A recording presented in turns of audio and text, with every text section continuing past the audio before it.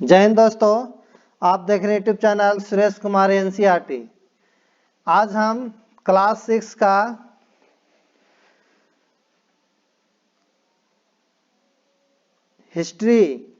का history chapter number 2 लेंगे। जो एनसीईआरटी है, जो सीटेट, एस्टेट, यूपी टेट या बिहार टीचर बीपीएससी जो निकाला है उसके लिए बहुत इम्पोर्टेंट होता है। या कोई भी एग्ज़ाम कंपटीशन के लिए आप एनसीईआरटी अगर कर लेते हैं तो उतना से आपका काफ़ी हो जाएगा। तो आज हम अध्याय 2 लेंगे। इसके पहले अध्याय 1 भी लिए हैं, अगर नहीं देखोगे तो जरूर देखिएगा। और ज्योग्राफी का भी पहला चैप्टर आपका अपलोड है, उसे भी देखिएगा। इसी तरह आपका पॉलिटिकल का भी किया जाएगा।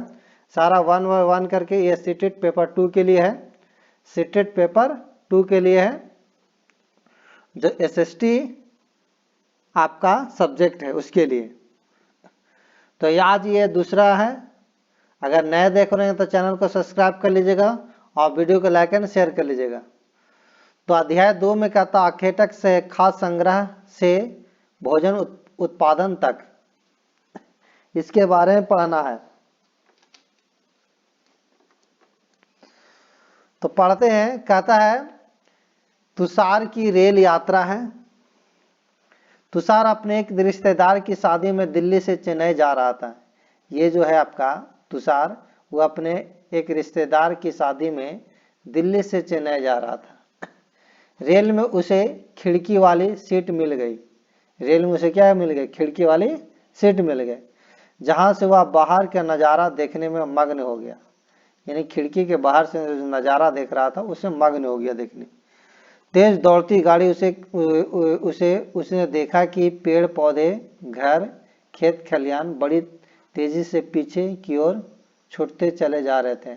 आप जब किसी भी यात्रा रेलगाड़ी या बस से करते हैं तो देखे होंगे आप, पेड़ पौधे, घर जो है पीछे की ओर क्या होता है? छूटते जाता है। उसी तरह से तुषार के भी छूटते जा रहा था। तभी उसके चाचा ने उसके कंधे पर हाथ रखकर कहा, पता है, लोगों ने मात्र 150 साल पहले रेल से यात्रा करना शुरू की थी। इनके चाचा बोलते हैं, बोले कि पता है कि 150 साल पहले रेल से यात्रा करना शुरू की थी। बस तो इसके कुछ दशक बाद आई। बस क्या है? बस तो इसके कुछ दशक बाद आई। तुषार सोचने लगा कि जब लोगों के पास आने जाने के लिए तेज रफ्तार वाली सवारियां नहीं थी तो क्या वे यात्री नहीं करते थे? इनके दिमाग में क्वेश्चन आया कि अगर पहले जब से तेज रफ्तार की गाड़ी नहीं था, सवारी गाड़ी, तो क्या वो पहले लोग यात्रा नहीं करते थे? कहता क्या वे अपनी सारी जिंदगी एक ही जगह पर बिता दिया करते थे? ये तुषार के माइंड में क्वेश्चन आ रहा है। नहीं, ऐसा बात नहीं थी। आगे पढ़ते हैं। देखिए, हर पॉइंट इंपॉर्टेंट होता है एनसीईआरटी का। सीटेट में कहीं पर से कॉन्टेक्ट आपको बना के, कथन बना के दे देता है, इसलिए हर लाइन को वारी वारी से आपको बढ़िया से पढ़ेगा। जब ये कंप्लीट हो जाएगा तो आपका क्वेश्चन प्रैक्टिस भी कराया जाएगा। आगे पढ़ते हैं। इस पॉइंट पर देखते हैं आरंभिक मानव, आखिर वे इधर उधर क्यों घूमते थे? जो आरंभिक मानव थे प्राचीन के, वे आखिर इधर उधर क्यों घूमते थे? कहता हम उन लोगों के बारे में जानते हैं जो इस उपमहाद्वीप में 20 साल पहले रहा करते थे। आज हम उन्हें आकेठक से खाद्य संग्रह के नाम से क्या करते हैं? जानते हैं। मतलब आज जो इस महाद्वीप में 20 साल पहले रहा करते थे, आज हम उन्हें आखेटक खाद्य संग्रह के नाम से जानते हैं। भोजन का इंतजाम करने की विधि के आधार पर उन्हें इस नाम से पुकारा जाता है। कहता आमतौर पर खाने के लिए वे जंगली जानवरों का शिकार करते थे। में आरंभिक मानव मछलियां और चिड़िया पकड़ते थे। फल मूल, दाने, पौधे, पत्तियां, अंडे इकट्ठा किया करते थे। आरंभिक मानव। आगे पढ़ते हैं। आखाटेक खाद्य संग्रह, जिसको हंटर गैदरिंग बोलते हैं। आखेटक खाद्य संग्रह समुदाय के लोग एक जगह से दूसरी जगह पर घूमते रहते थे। ऐसा करने के कई कारण थे। क्या थे? कई कारण थे। अगला पढ़ते हैं कि पहला कारण यह कि अगर वे एक ही जगह पर ज़्यादा दिनों तक रहते तो आसपास के पौधों, फलों और जानवरों को खाकर समाप्त कर देते थे। इसलिए और भोजन की तलाश में उन्हें दूसरी जगहों पर जाना पड़ता था, एक जगह से दूसरी जगह पर, क्योंकि एक जगह रहेगा तो वहाँ पर खाद जो है आपका पौधा फसल क्या होते थे, खाकर समाप्त हो जाते थे। तो अब खाने के लिए फिर तलाश में इधर उधर दूसरी जगह पर जाना पड़ता था। और दूसरा कारण, तो पहला कारण था कि अगर एक जगह पौधा जो है खा पी के खत्म हो गया तो दूसरी जगह जाते थे। लेकिन दूसरा कारण क्या था? दूसरा कारण यह कि जानवर अपने शिकार के लिए या फिर हिरन और मवेशी अपना चारा ढूंढने के लिए एक जगह से दूसरी जगह जाया करते थे। यानी दूसरा कारण जो थे कि जानवर अपने शिकार के लिए या फिर हिरन और मवेशी अपना चारा ढूंढने के लिए एक जगह से दूसरी जगह जाया करते थे। इसीलिए इन जानवरों का शिकार करने वाले लोग भी इनके पीछे पीछे जाया करते होंगे। ये दूसरा कारण है। कि पहला कारण था कि जहाँ पर लोग रहेंगे, जिस जगह पर रहेंगे वहाँ पर क्या होगा, वह आसपास के पौधे, फलों, जानवरों को खाकर समाप्त कर देते हैं।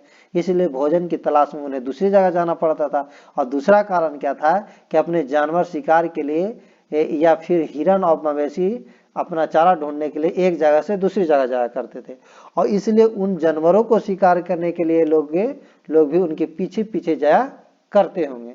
ये दूसरा कारण हुआ। आगे पढ़ते हैं। तीसरा कारण क्या है? तीसरा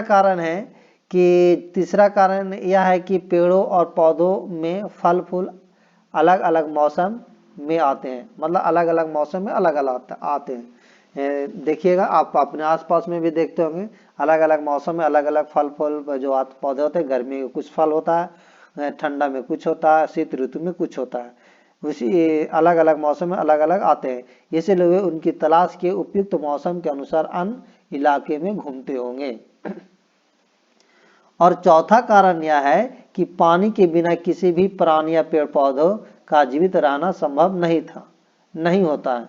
यानी किसी भी पौधा हो या प्राणी हो, कभी भी जीवित जो रहेगा बिना पानी के नहीं रह सकता। और पानी जो होता है, पानी झीलों, झरनों और नदियों में ही मिलता है।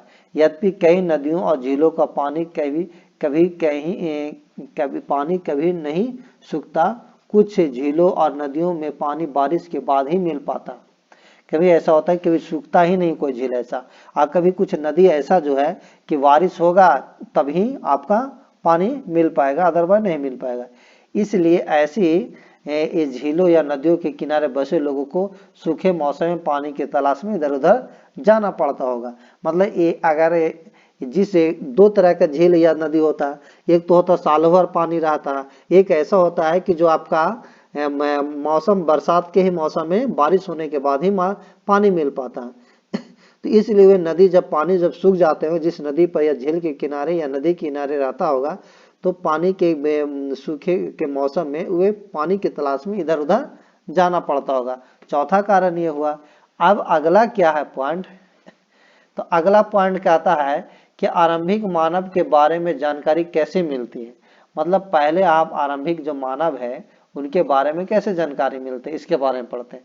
कहता पुरातत्वविदों के कुछ ऐसी वस्तुएं मिली है जिनका निर्माण और उपयोग आखेटक संग्रह किया करते थे।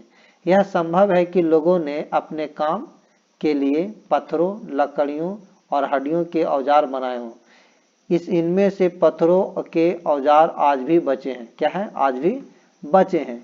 मतलब पहले लोग अपने काम के लिए पत्थर हो गया, लकड़ी हो गया, हड्डियों के औजार बनाए होंगे। उनमें से पत्थर के औजार आज भी बचे हुए हैं। इनमें कुछ औजार का उपयोग फल फूल काटने, हड्डियों और मांस काटने और पेड़ों की छाल और जानवरों की छाल उतारने के लिए किया जाता था। कुछ साथ हड्डियों या लकड़ियों के मुट्ठे लगा कर भाले और बाण जैसे हथियार बनाए जाते थे। और कुछ औजार से लकड़ियां काटी जाती, कुछ जो है औजारों से लकड़ियां काटी जाती थी और लकड़ियों का उपयोग ईंधन के साथ साथ झोपड़ियां और औजार बनाने के लिए किया जाता था। यहाँ पर देखिए, कहता पत्थरों और औजारों का उपयोग बाएं हाथ के खाने योग्य जड़ों को खोदने के लिए किया जाता था, जो ये जो है खोदने के लिए ऐसा किया जाता था, ठीक है।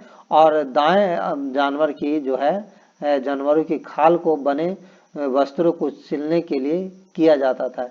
ये जो है आपका, ये आपकी किसी चीज को खोदने के लिए, जड़ों को खोदने के लिए ऐसा करता था इस तरह। और ये जो आपका है ये खाल, ये जो है जानवरों के खाल उतारने, बनो वस्त्रों को सिलने के लिए किया जाता था। ये ऐसा औजार जो है आपका। आगे चलते हैं, अगला पॉइंट क्या है। अगला पॉइंट देखिए आपका, रहने की जगह निर्धारित करना। मानचित्र 2 को देखो, यानी इस मानचित्र है इसमें देखिए, और लाल त्रिकोण वाला स्थान वे पूरा स्थल है जहां पर आखेटक खाद्य संग्राहकों के होने का प्रमाण मिले। इनके अलावा भी और कई स्थानों पर आखेट संग्राहक रहते थे। मानचित्र में सिर्फ कुछ गिने चुने स्थान ही चिन्हित किए गए हैं। कई पूरा स्थानों, जिन नदियों और झीलों के किनारे पाए गए हैं। मतलब इसमें जो दिखाया गया है लाल त्रिकोण वाला स्थान पूरा स्थल है जहां आकेटक खाद्य संग्राहक होने का प्रमाण मिले। ये जो आपका लाल त्रिकोण में है, ये जैसे है भीमबेटका, आपका कुरनूल गुफाएं, होंसी, और फिर इसी तरह आपका जहां जहां आपका लाल त्रिकोण नजर आ रहा है वह क्या है आपका, यानी खाद्य संग्रह होने का प्रमाण मिले हैं। आगे पढ़ते हैं पॉइंट। कहता चूंकि पत्थरों के उपकरण बहुत महत्वपूर्ण थे, इसलिए लोग ऐसी जगह ढूंढते रहते थे जहां अच्छे पत्थर मिल सके। मतलब चूंकि पत्थर के उपकरण जो है बहुत महत्वपूर्ण थे, इसलिए लोग ऐसी जगह ढूंढते थे जहां अच्छा पत्थर मिल सके। भीमबेटका के बारे में पढ़ते हैं, जो आधुनिक मध्य प्रदेश में, भीमबेटका याद रखिएगा, भीमबेटका कहाँ है तो मध्य प्रदेश में। कहता है कि इस पुरास्थल पर गुफाएं व कंदराएं मिली है। जो लोग इन गुफाओं में इसलिए रहते थे क्योंकि यहाँ उन्हें बारिश, धूप और हवाओं में राहत मिलती थी। ये गुफाएं नर्मदा घाटी के पास है। क्या तुम बता सकते हो कि रहने के लिए लोग इन्हें क्या जगह क्यों चुनी होगी, ये पूछ रहा है। तो क्यों चुना होगा ये आप बताइए। अब देखिए इस चित्र में है कि शैल चित्रकला, इनसे हमें क्या पता चलता है। ये जो चित्र है तो आप देखे होंगे कि चित्र के बारे में बताओ। कहता जिन गुफा में लोग रहते थे उनकी कुछ की दीवारों पर चित्र मिले। जो गुफा में रहता था तो कुछ की जो गुफा है जो दीवार पर चित्र मिला, जिस तरह का जो चित्र आप देख रहे हैं। कहता इनमें कुछ सुंदर उदाहरण मध्य प्रदेश के दक्षिण उत्तर प्रदेश की गुफाओं ऐसे मिले हैं। इनमें जंगली जानवरों को बड़ी कुशलता से सजीव चित्रण किया गया ये मिला है। आगे पढ़ते हैं, ये देखिए आपका कुछ है। अब पूरा स्थल किसको कहते हैं इसके बारे में समझते हैं। पूरा स्थल कहता, पूरा स्थल उस स्थान को कहते हैं जहां औजार, बर्तन, इमारतों जैसी वस्तुओं के अवशेष मिलते हैं। ऐसी वस्तुओं का निर्माण लोगों ने अपने काम के लिए किया था और बाद में वे उन्हें वहीं छोड़ गए। क्या किया, वहीं छोड़ गए। ये जमीन के ऊपर, अंदर, कभी कभी समुद्र और नदी के तल में भी पाए जाते हैं। इन पुरास्थलों के बारे में आपको अगले अध्याय में बताया जाएगा। अगला पढ़ते हैं आग की खोज। आग की खोज कैसे हो इसके बारे में पढ़ते हैं। कहता मानचित्र 2 में कुरनूल गुफा ढूंढो। मानचित्र 2 है उसको कुरनूल गुफा में ढूंढो। तो यहाँ पर देखिए कहाँ पर कुरनूल गुफा। तो यहाँ पर आप देखिए कुरनूल गुफा कहाँ पर है। तो ये कुरनूल गुफा यहाँ पे मानचित्र 2 आपका जो है 2 है, इसमें कुरनूल गुफा को ढूंढने के लिए कह रहा है। तो कुरनूल गुफा देखिए यहाँ पर है आपका, ये कुरनूल गुफा, ठीक है। अब उसके बाद आते हैं यहाँ कि हम मानचित्र 2 कुरनूल गुफा ढूंढो। अब पृष्ठ 12 में यहाँ राख के अवशेष मिले हैं। यहाँ क्या मिले हैं, यहाँ राख के अवशेष मिले हैं। इसका मतलब यह है कि आरंभिक लोग आग जलाना सीख गए थे। इसका मतलब हुआ कि वो आग जलाना सीख गए, तब तो राख का आपका गो से मिला है। वहाँ आग का इस्तेमाल कई कार्यों के लिए किया गया होगा, जैसे कि प्रकाश के लिए भी किया गया होगा आपका, मांस भूनने के लिए किया गया, खतरनाक जानवरों को दूर आदि भगाने के लिए भी आग का उपयोग किया गया होगा। आज हम आग का उपयोग किस लिए करते हैं ये आपको बताना है और मुझे बताइएगा क्या होगा। आगे हम किस, और इस व्हाट्सअप कीजिएगा 84 34 60 82 32।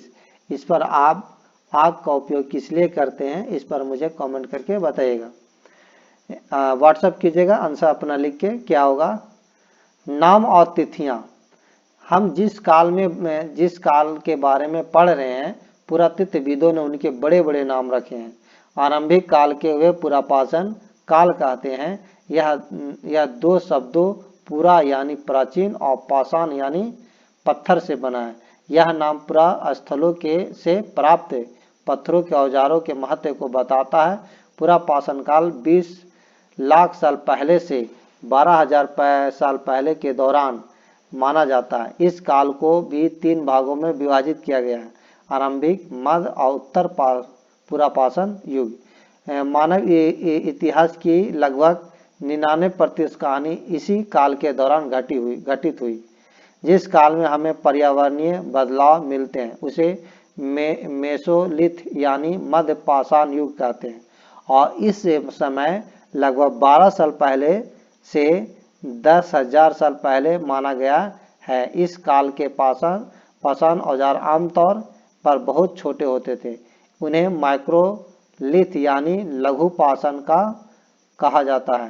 प्राय इन औजारों में हड्डियों या लकड़ियों के मुट्ठे लगे हंसियां और आरी जैसे औजारों मिलते थे। साथ साथ पूरा पाषाण युग वाले औजार भी इस दौरान बनाए जाते रहे।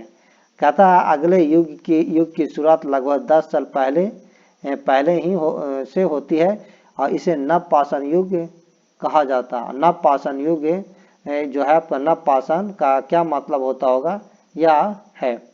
ये कुछ नाम और तिथियां के बारे में दिया था। फिर कहता है इससे पॉइंट आगे पढ़ते हैं कि हमने कुछ स्थानों के नाम दिए हैं। अगले अध्याय में तुम ऐसे नाम मिलेंगे। अक्सर हम पुराने स्थानों के लिए उन नामों का प्रयोग करते हैं जो आज प्रचलित है, क्योंकि हमें ज्ञात नहीं है कि उनका उस काल में इनके क्या नाम रहे होंगे। अब पढ़ते हैं बदलती जलवायु। बदलती जलवायु के बारे में पढ़ते हैं। कहता लगभग 12 साल पहले दुनिया की जलवायु बड़े बदलाव आए और गर्मी बढ़ने लगी। 12 साल पहले क्या हुआ कि दुनिया की जलवायु में बड़े बदलाव हुआ और क्या होने लगा, गर्मी बढ़ने लगा। इसके परिणाम कई क्षेत्रों में घास वाले मैदान बनने लगे।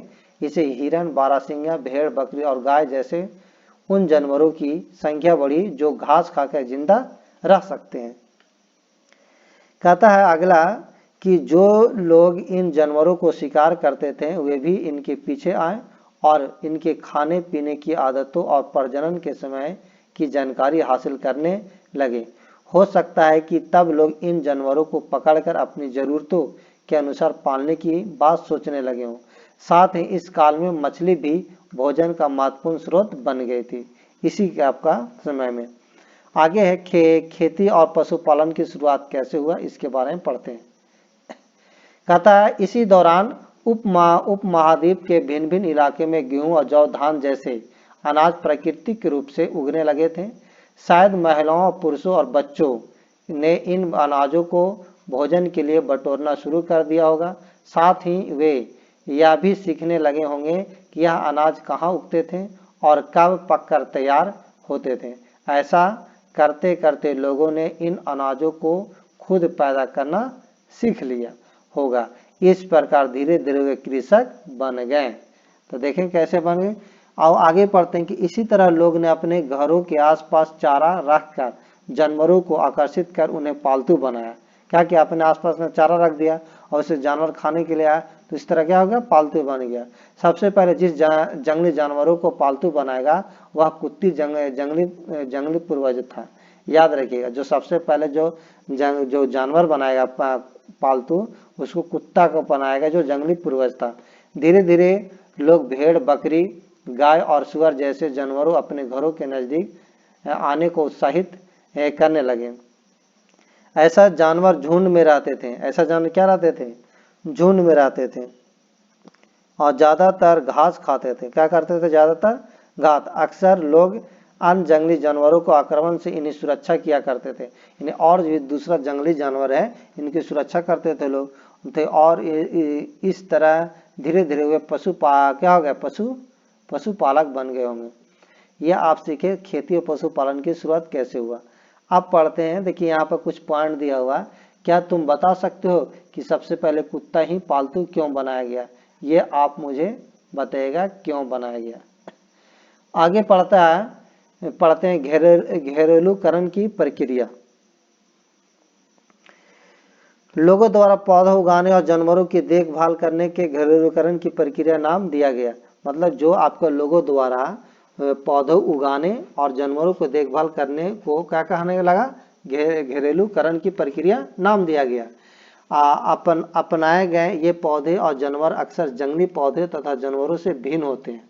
इसकी वजह यह है कि इस प्रक्रिया के तहत अपनाए गए पौधे या जानवरों का लोग चयन करते हैं। उदाहरण के तौर पर लोग उन्हीं पौधे या जानवरों का चयन करते हैं जिनके बीमार होने की संभावना कम हो। क्या होना चाहिए, जिन बीमार होने की संभावना कम हो।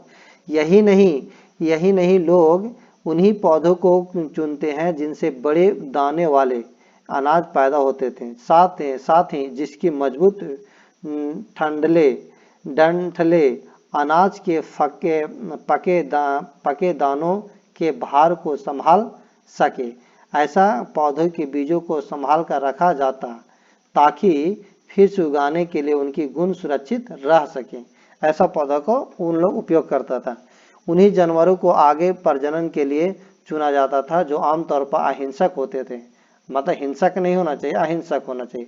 इसलिए हम देखते हैं कि पाले गए जानवरों तथा कृषि के लिए अपनाए गए पौधे जंगली जानवरों तथा पौधे धीरे धीरे भिन्न होते गए। और मिसाल के तौर पर जंगली जानवर की तुलना में पालतू जानवरों के दांत और सींग छोटे होते हैं। क्या होते हैं, देखिए छोटे दांत दिखा हुआ। तो ये जो होते हैं जंगली जानवर की तुलना में पालतू जानवर के जो दांत होते हैं छोटे होते हैं। क्या होते हैं, ये आपका क्या है, पालतू जानवर के दांत है। और ये बड़ा वाला दांत जो है आपका क्या है, जंगली जानवर के दांत है। कहता है इन दांतों को देखो और इन कौन सी जंगली सुअर और कौन सा पालतू सुअर का है। तो ये जो है आपका जंगली सुअर का बड़ा वाला होगा और छोटा वाला जो पालतू सुअर का होगा। यह प्रक्रिया पूरी दुनिया में धीरे धीरे चलती रही। ये प्रक्रिया पूरी दुनिया में धीरे धीरे चलते रहा। कहता है यह करीब 12,000 साल पहले शुरू हुई। क्या हुआ, ये प्रक्रिया कब हुआ, पहले 12,000 साल पहले। वास्तव में आज हम भोजन करते हैं वे इसी प्रक्रिया की वजह है। कृषि के लिए अपनाए गए सबसे प्राचीन फसलों में गेहूं तथा जौ आते हैं। मतलब सबसे पहले जो प्राचीन फसलों में देखा जाए तो जो है गेहूं तथा जौ आते हैं।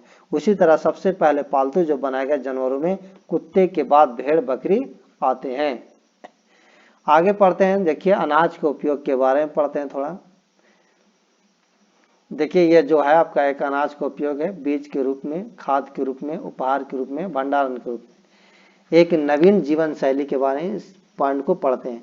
कहता है तुम किसी पौधे के बीज को बो कर देखो, तुम पाओगे कि इसे विकसित होने में कुछ वक्त लगता है। इसमें कुछ दिन, महीने या फिर साल तक लग सकता है। यानी कोई आप बीज बोइएगा तो तुरंत तो होता नहीं, 2 महीना, 3 महीना, 6 महीना, साल भर भी लग सकता है। तो इसलिए जब लोग पौधे उगाने लगे तो उन्हें देखभाल के लिए उन्हें एक ही जगह लंबे समय तक रहना पड़ा था। बीज बोने से लेकर फसलों के पकने तक पौधों की सिंचाई करने, खरपतवार हटाने, जानवरों और चिड़ियों से उनकी सुरक्षा करने जैसे बहुत से काम शामिल थे। कटाई के बाद अनाज का उपयोग बहुत संभल कर करना पड़ता था। अनाज को भोजन और बीज दोनों ही रूपों में बचा कर रखना आवश्यक था। इसलिए लोग इनके भंडारण की बात सोचनी पड़ी। बहुत से इलाकों में लोग ने मिट्टी के बड़े बर्तन बनाए, टोकरियां बुनी या फिर जमीन में गड्ढा खोदा। क्या तुम्हें लगता है कि शिकारी या भोजन संग्रह करने वाले बर्तन बनाते और उनका उपयोग करते होंगे? आपने जवाब का कारण बताना है। तो ये तो सही बात है। कहता है अगला पॉइंट पढ़ता है कि जानवर चलते फिरते खाद्य भंडार। जानवर बच्चे देते हैं जिससे उनकी संख्या बढ़ती है। जानवर बच्चा देगा तो संख्या तो बढ़ेगा ही। अगर जानवरों की कहता है अगर जानवरों की देखभाल की जाए उनकी संख्या बढ़ती ही है, साथ ही उन्हें दूध भी प्राप्त हो सकता है, दूध भी प्राप्त होगा जो भोजन एक अच्छा स्रोत है। यही नहीं, जानवरों से हमें मांस भी मिलता है। दूसरे शब्दों में पशुपालन भोजन के भंडारण का एक तरीका है। फिर क्या था, भोजन के अतिरिक्त जानवरों से क्या क्या मिल सकता है, ये पूछ रहा है। तो जानवरों से बहुत चीज मिल सकता है, दूध मिल सकता है आपका, फिर उसके बाद मांस मिल सकता है, ये क्या मिलता है, भोजन से मिलता है। उसके बाद कहता है कि आज जानवरों का उपयोग किस लिए होता है, आज जानवरों का उपयोग किस लिए होता है ये आपको बताना है। तो आज भी बहुत से ऐसे क्षेत्र है जानवरों जो खेती अभी भी जानवरों से होता है। पशुपालक है जो दूध भी इससे प्राप्त होता है, अंडा भी मिलता है, उसके बाद मांस भी मिलता है। आगे पढ़ते हैं कि आओ आरंभिक कृषकों और पशुपालकों के बारे में पता करें। जो आरंभिक जो है कृषक और पशुपालकों के बारे में पता करते हैं। मानचित्र 2 में यानी पृष्ठ संख्या 12 देखो। क्या तुम्हें कई नीले जो वर्ग दिख रहे हैं, पता है इनमें प्रत्येक बिंदु उस जगह को दर्शाता है जहां पुरातत्वविदों को शुरुआती कृषकों और पशुपालकों के होने के साक्ष्य मिले। ये पूरा उपमहाद्वीप में पाए गए हैं और इनमें सबसे महत्वपूर्ण पश्चिमोत्तर क्षेत्र में, आधुनिक कश्मीर में, पूर्व तथा दक्षिण भारत में पाए गए हैं। यह अभी जस्ट इसी वीडियो में ऊपर बताएं जो हम चित्र दिखाए थे। आगे पढ़ते हैं कि वास्तव में ये निर्दिष्ट स्थान कृषकों और पशुपालकों की बस्तियां थी या नहीं, इसे जांचने के लिए वैज्ञानिक खुदाई में मिले पौधे और पशुओं की हड्डियों नमूनों का अध्ययन करते हैं। इनमें से सबसे रोचक जले हुए अनाज के दोनों के अवशेष हैं। ऐसा लगता है कि ये गलती या फिर जानबूझकर जलाए गए लोग होंगे। वैज्ञानिक इन अनाज के दानों की पहचान कर सकते हैं। इस तरह हम पता चलता है कि उपमहाद्वीप के विभिन्न भागों में बहुत सारी फसलें उगाई जाती होगी और वैज्ञानिक विभिन्न जानवरों की हड्डी भी पहचान कर सकते हैं। ये मिला है। अगला है स्थानीय जीवन की ओर। स्थानीय जीवन की ओर कैसे लोग आए, तो इसके बारे में पढ़ते हैं। कहता है कि पुरातत्वविदों के कुछ पुरास्थलों पर झोपड़ियों और घरों के निशान मिले।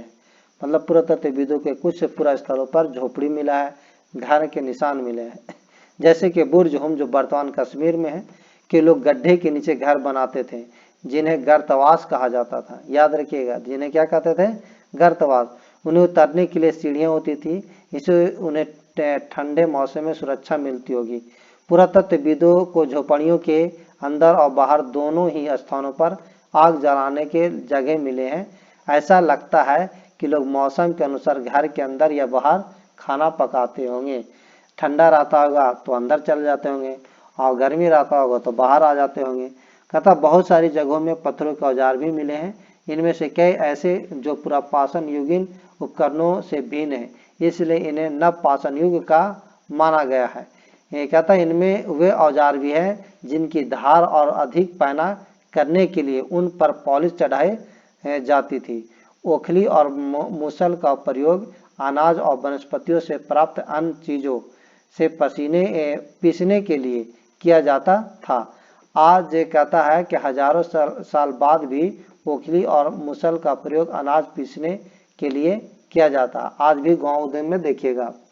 उसी तरह प्राचीन प्रस्तर युगीन और औजारों का निर्माण का और प्रयोग लगातार होता रहा। कुछ औजारों हड्डियों के भी बनाए जाते थे, कुछ औजार जो है आपको हड्डी के भी बनाए जाते थे, जो इस औजार को देखिए दिया हुआ। तो अगला पढ़ते हैं। देखिए यह आपका ये कुछ कल्पना कर सकते हैं कि इस पात्र में क्या रखा होगा। ये पात्र में क्या कल्पना करिए क्या रखा होगा, तो अनाज ही तो रखा होगा। तथा नवपाषाण युग के पुरास्थलों से कई प्रकार के मिट्टी के बर्तन मिले हैं, जैसे देख रहे हैं आप यहाँ। कभी कभी इन पर अलंकरण भी किया जाता था। बर्तनों का उपयोग चीजों को रखने के लिए किया जाता था, यानी अनाज को रखने के लिए करते थे।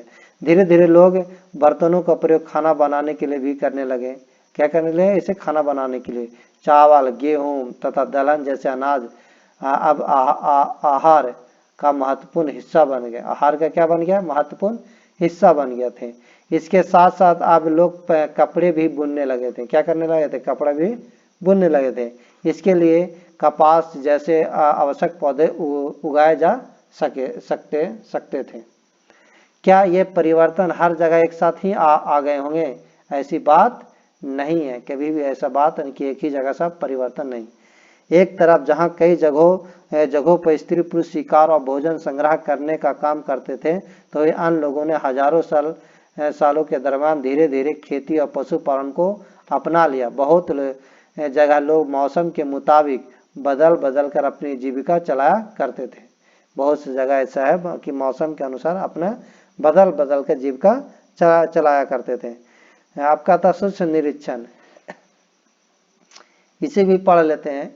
कहता है कि मेहरगढ़ के में जीवन मृत्यु। कहता मानचित्र 2 में मेहरगढ़ ढूंढो। क्या करना? मेहरगढ़ ढूंढना। आप मानचित्र अभी इसके पहले जो है मानचित्र देखिए, मैं बताता हूँ एक बार फिर से मानचित्र को दिखाते हैं। ये जो आपका है ये मानचित्र, ये देखिए मेहरगढ़, देखिए आपका यहाँ मेहरगढ़ जो पाकिस्तान में अभी है। ठीक है, मानचित्र मेहरगढ़। आगे पढ़ते हैं, देखते हैं।